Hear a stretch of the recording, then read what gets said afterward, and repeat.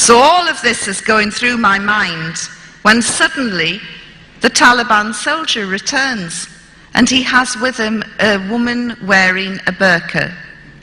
She comes up behind me and turns me around very briskly and starts to frisk me. And I thought, oh, they're not going to kill me. Well, not just yet. Anyway, they're trying to find out if I'm carrying any weapons. And isn't it strange that he's gone off to get a woman? You know, why wouldn't he just search me himself? Obviously showing more courtesy than British police.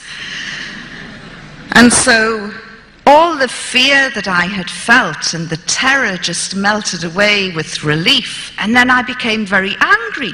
Those men had made me feel as though I was going to die. So I pulled away from the Afghan woman and I swung round at these wretched men. And I was wearing, I want you to picture the scene, my burqa had gone, but I was wearing a shalwar kameez, the trousers and an orange dress down to the knees. And I swung round at these men, very angry, and I said, I am not carrying any weapons. And to emphasize this, I picked up the hem of my dress and said, look. Well, there was a collective sharp intake of breath. And then they all turned round and ran as though the devil was snapping at their heels. I don't know if any of you have seen the Carry On film where the Scottish regiment lift up their kilts at the natives and they run off, but it was the same effect. Of course, this was highly inappropriate behaviour for a woman in Afghanistan, as I was to find out. And the lady wearing the burqa swung me back round and whacked me across the face. She was in such a state of shock at this vulgar display. Anyway, having established that I'm not carrying any weapons, I was then bundled back into the car and driven off to Jalalabad. I was taken into the intelligence headquarters and introduced to the head of intelligence, who understood a little bit of English. I apologized for causing any inconvenience, and he asked me to write down my personal details and telephone contacts to prove that I was a journalist. After I had done that, he said, we are about to eat. You must have something to eat. And I said, well, that's very kind, but I need to use the telephone first.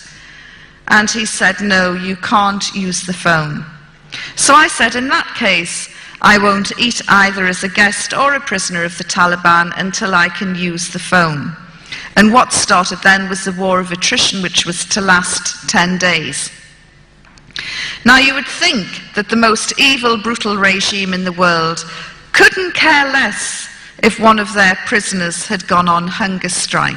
But these men were very, very upset.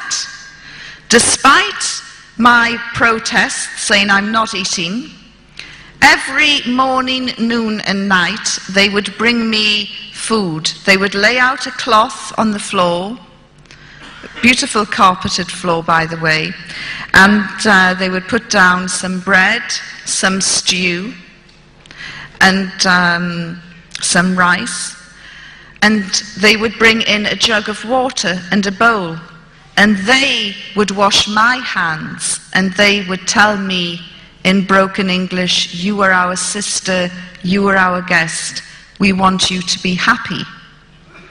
And I thought, what sort of evil, brutal regime is this? Don't they understand the job description? And I'm thinking, you know, this is just a trick. They're trying to soften me up. And then the really bad guys will come in with the electrodes. In fact, isn't it strange? Everything that I thought would have happened to me under this so-called savage, primitive regime happened to prisoners in Abu Ghraib, in Guantanamo Bay, and other US holding facilities, which always prompts me to say, thank God I was captured by the most evil, brutal regime in the world and not by the Americans.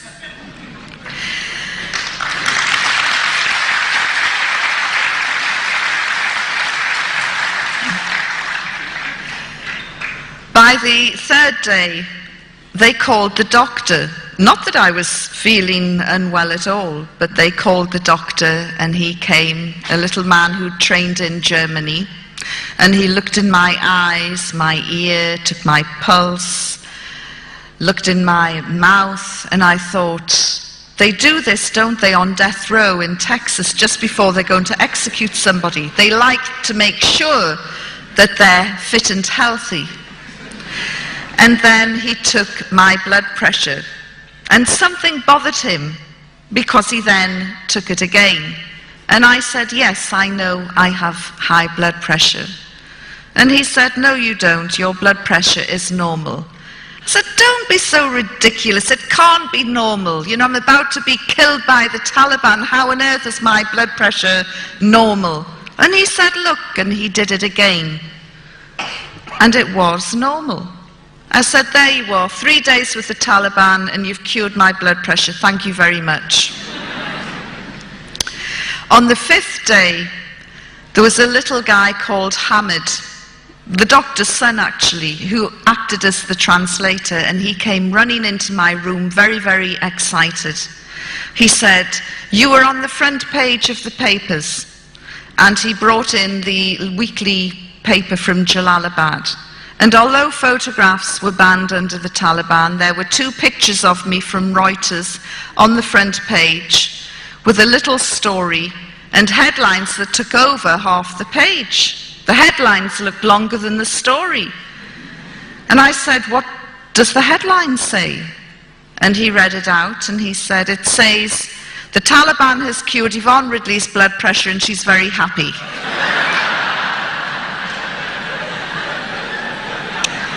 Not the catchiest of headlines.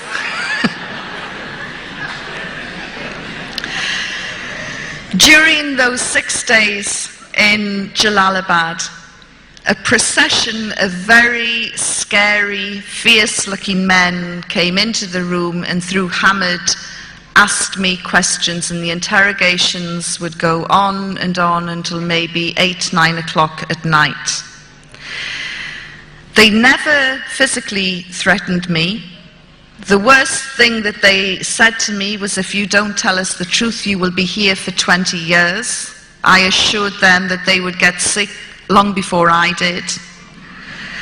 And I had decided on quite a risky strategy, really. I had decided to be the prisoner from hell. I had bought into the propaganda, you see, that this was the most evil, brutal regime in the world, and it didn't matter what I said or did, they were going to kill me at the end of the day, when they wanted to. And so I just thought, if I'm nice, they're going to kill me. If I'm nasty, they're going to kill me. Well, I'm just going to go down fighting. And so I was very abusive and aggressive. And the harder I pushed them, the nicer they were. And they would say, why are you angry? You are our guest. You are our sister. Hamid had to translate my words.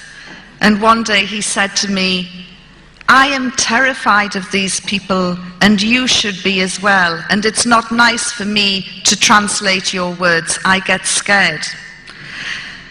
On the 6th day, Hamid came to see me, and his face was nearly black with fear. His mouth was so dry he could hardly talk. And he said, you have a very important visitor. And I said, who is it? He said, I can't tell you, but you must be respectful. I said, well, who is it? Is it Mullah Omar? And he said, please, just be respectful. You have to show some respect. This is a very, very important person. So I'm thinking, I wonder who it can be. 10 minutes later, there was a knock on the door. Although I was the prisoner, I had my own key. And so I unlocked the door, opened it. Hamid stood aside, and there in front of me was a man who made my blood run cold. The hair on the back of my neck lifted. For 6 days I had avoided talking about religion. And there in front of me was a religious cleric, a Milano. And everything in Afghanistan is dirty, ripped and torn and dusty. He was wearing an immaculate ivory gown, one which went right down to the ground. The Taliban's clothes were above their ankles. This guy's clothes were right down to the ground. You couldn't see his feet. And he had a great big ivory turban. A very modest beard by Afghan standards. Very light brown, modest beard. And light brown eyes. And he had beads which he moved, like rosary beads, which he moved 2 at a time. And there was something else about him that I thought was weird. And when I mentioned it to my first Muslim crowd, a few of them went, Alhamdulillah. When I told them, I said there was something really weird about this guy. He had a shine on his face. It was like a light on the inside coming out. I've never seen anything like it before. And I was told by my Muslim friends back in London, this is the nur, the light that comes out of somebody who is very pious, very practicing, a very good person. I didn't know that at the time. I just thought there's something weird and spooky about this guy. After I recovered, I moved aside and invited him into my room. And he was so graceful and elegant, he didn't even seem to walk, he just glided in and glided down. And I sat opposite him, and Hamid acted as the translator. And he said, "What is your religion?" And I thought, oh, here we go. I said, "I'm a Christian." He said, "Yes, but what sort of Christian? Are you a Roman Catholic? Are you a Protestant?" I said, "I'm a Protestant from the Church of England." And he's smiling and moving his beads. And he said, "And what do you think of Islam?" "Oh," I said, "it's fantastic. It's absolutely wonderful." Of course, I knew nothing about Islam, very little, and the little that I knew was totally wrong as it turned out. And I went off in praise for 2 minutes of this faith that I knew so little about. And he smiled and he moved his beads. And then when I finally stopped running out of adjectives, he said, "Islam is a beautiful religion." I couldn't agree more. And then again, I ran off in praise of Islam. And he smiled as he listened, and Hamid translated. And I said, "Do you know, the people around here are so passionate about their faith that they pray 5 times a day." I know because I've watched and counted it. And he looked. He must have thought, "You stupid woman." But I didn't realize that Muslims are expected to pray 5 times a day. So he moved his beads. And then he said, "So, you would like to convert?" And I thought, he's led me into a blind alley here. If I say, "Yes, I'll convert," he'll accuse me of being fickle and insincere, and he'll say, "Take her away and have her stoned." If I say, "No, I'm not interested," he'll say, "How dare you insult Islam? Take her away and have her stoned." So I'm trying to come up with the right answer.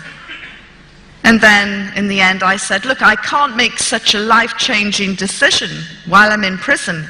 But if you let me go, I promise I will read the Quran and I will study Islam." And he smiled, and he didn't say anything more. And he rose up, and he glided out. Hamid went scuttling after him. And he returned a few minutes later, and he said, You're going home on a red crescent plane." Well, I punched the air and congratulated myself for having dealt with this Milano, this religious man, in